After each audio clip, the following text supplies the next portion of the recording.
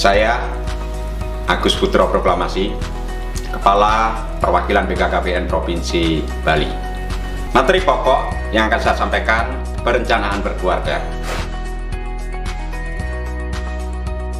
Materi tentang pentingnya kesiapan menikah.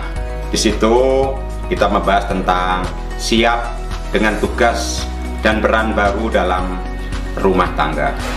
Umur ideal untuk menikah adalah minimal 21 untuk wanita dan 25 tahun bagi laki-laki. Ini menunjukkan bahwa agar kita selalu melihat dampak positif maupun dampak negatif. Kita lihat dampak positif, kematangan secara emosional, kematangan kedewasaan dalam menyikapi kehidupan pernikahan. Dampak negatif, menikah di usia yang belum ideal menyebabkan tentang pernikahan masih minimal, emosi yang belum stabil, sehingga menyebabkan stres dan tertekan. Dari segi kesiapan finansial, memiliki jenjang karir yang tetap dalam jangka panjang, kemampuan mengelola keuangan dan sumber daya keluarga, serta memiliki tabungan. Faktor penting dalam kesiapan menikah, kesiapan fisik, kesiapan yang bersifat fisik, biologis yang terkait dengan sistem reproduksi, pengasuhan dan pengawasan, perawatan dan pekerjaan rumah tangga. Dampak positifnya, organ fungsi dan proses reproduksi lebih siap, mampu menjaga dan merawat kesehatan, mengasuh dan merawat anak, serta melakukan pekerjaan rumah tangga dengan optimal. Dampak negatif, gangguan pada organ fungsi dan proses reproduksi dan kesehatan pada umumnya tidak optimal dalam hal mengasuh dan merawat anak, serta dalam melakukan pekerjaan rumah tangga. Dalam kesiapan mental, kemampuan mempersiapkan kemungkinan-kemungkinan yang terjadi, mengantisipasi risiko, dan menyeimbangkan antara harapan dan kenyataan. Faktor penting dalam kesiapan menikah dari segi kesiapan emosi maupun kesiapan sosial, kemampuan mengatur dan mengelola perasaan dan emosi sehingga dalam menghadapi permasalahan dapat memposisikan diri dengan baik. Kesiapan emosi dampak positif, memiliki kemampuan memahami perasaan sendiri dan orang lain, mengelola perasaan dan mengungkapkannya sesuai porsinya, menjalinkan keterbukaan dengan orang di sekitarnya. Dampak negatif kesiapan emosi, mengalami permasalahan dengan orang di sekitar karena terjadinya kesalahpahaman, tidak dapat mengungkapkan keinginan dan harapannya, dan memungkinkan terjadinya pertengkaran atau perselisihan. Kesiapan sosial, kemampuan mengembangkan berbagai kapasitas untuk mempertahankan pernikahan, mampu melakukan penyesuaian terhadap lingkungan sekitar, dan menjalin hubungan dengan lingkungan luas. Dari segi kesiapan moral,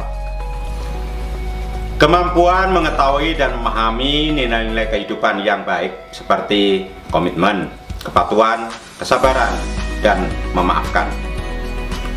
Dari dampak positif, dapat membedakan benar salah dalam mengaplikasikan ke dalam nilai-nilai kehidupan pernikahan, dapat mendidik generasi selanjutnya untuk memiliki moral yang lebih baik. Dari dampak negatif, apabila tidak memiliki kesiapan moral, dikhawatirkan tidak memiliki prinsip dan pegangan nilai-nilai kehidupan yang baik, sehingga dapat memutuskan sesuatu yang tergesa-gesa tanpa memikirkan akibatnya.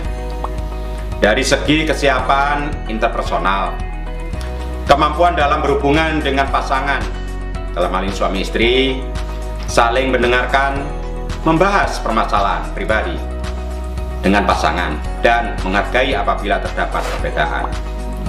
Kesiapan keterampilan hidup, kemampuan yang berkaitan dengan peran dalam keluarga menjaga kebersihan rumah tangga, merawat dan mengasuh anak. Dampak positif yang kita ketahui bahwa memiliki kesiapan menjalankan peran suami istri dengan optimal, sehingga dapat mewujudkan keluarga yang berketahanan. Dari segi dampak negatif, apabila tidak memiliki kesiapan keterampilan hidup, akan bergantung pada orang lain dan tidak mandiri. Dari segi kesiapan intelektual, kemampuan berpikir, mengingat, menyerap informasi yang berguna dalam mengelola rumah tangga, tata cara merawat anak atau mengelola keuangan, merencanakan keluarga. Tentunya kita dengan memperhatikan fase reproduksi sehat. Fase pertama sebelum usia 20 tahun. Tentunya ini adalah fase-fase persiapan calon ibu dalam kehidupan berumah tangga. Fase kedua adalah tentunya jarak antara dua kelahiran sebaiknya jaraknya 2-4 tahun. Ini adalah fase penjarangan kehamilan. Tentunya untuk melakukan itu semua pemilihan kontrasepsi yang rasional. Apabila kita di masa-masa yang awal masih bisa menggunakan alat kontrasepsi, pil, IUD, implan atau suntikan. Pada saat fase penjarangan kehamilan juga masih IUD, suntikan, mini pil, dan implan. Kontrasepsi adalah alat dalam merencanakan keluarga. Tentunya alat-alat kontrasepsi itu ada yang sifatnya hormonal, kemudian ada yang MKJP. Bagi ibu-ibu yang ingin menggunakan alat kontrasepsi jangka panjang, tentunya ada tubektomi. Itu kalau dapat kita sampaikan itu adalah metode operasi wanita bagi para ibu, sehingga keinginan untuk hamil sudah menjadi keputusan tidak ingin hamil lagi, maka bisa menggunakan alat kontrasepsi yang kita sebut tubektomi, atau istilahnya yang dikenal adalah MOW, metode operasi wanita. Bagi seorang pria, apabila sudah tidak ingin mempunyai keturunan lagi, maka perlu menggunakan alat yang disebut vasektomi, atau dikenal dengan MOP, metode operasi pria. Ini adalah alat kontrasepsi yang sudah tidak ingin mempunyai keturunan lagi.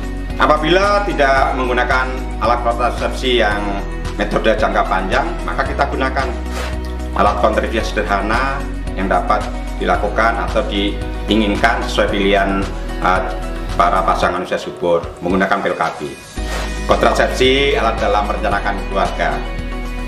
Kalau alat kontrasepsi bagi ibu-ibu itu sangat banyak variasinya. Bagi seorang pria, alat kontrasepsi hanya ada 2 pilihan. Bila tidak ikut metode operasi pria, maka menggunakan kondom. Ini adalah alat kontrasepsi yang sangat sederhana, sehingga kecenderungan pemakaiannya adalah khusus untuk bapak, sehingga ketersediaannya bisa dilakukan setiap saat, namun juga memerlukan pemahaman bahwa kondom ini adalah alat kontrasepsi yang digunakan bagi seorang pria. Peran sebagai orang tua di dalam suatu keluarga, peran suami atau ayah, tentunya dia menyiapkan tempat tinggal yang layak bagi keluarganya, mendampingi istri selama masa kehamilan, mendukung istri untuk menyusui bayinya, turut merawat bayi sejak dilahirkan, juga melakukan aktivitas bersama anak. Tentunya menciptakan komunikasi yang baik dengan seluruh keluarga.